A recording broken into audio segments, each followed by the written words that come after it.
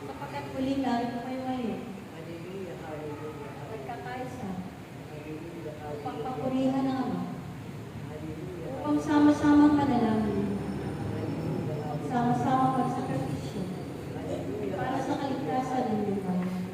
hallelujah, Maraming salamat, mga anak, hallelujah, sa inyong mga panalangin, para sa inyong mga kapatid, na ngayon ay nagraranas ng mga kapighatian at kahirapan.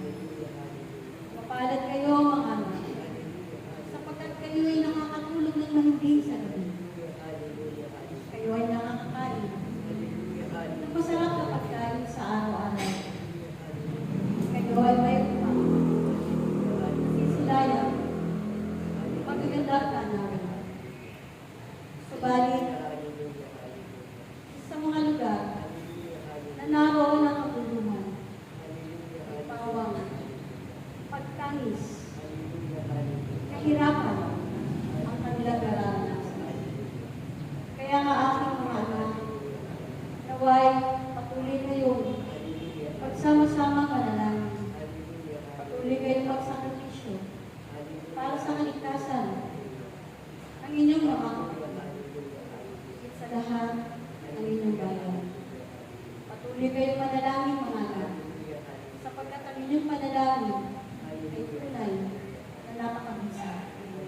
Sa inyong pagsasalita, sa mga wika ng Espiritu Santo ang pinagkaloob sa inyo, ito ay makapagtataboy ng lahat ng mga salot, lahat ng mga kaguluhan at kahirapan, higit sa lahat sa inyong tahanan at sa inyong bayan.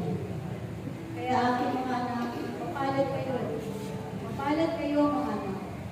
Kaya naman, pagpatuloy ninyo ang inyong pagdaralita ng aking mahal na Santo Rosario at sa inyong pagdaawit ng mahal na pasyon ng aking anak.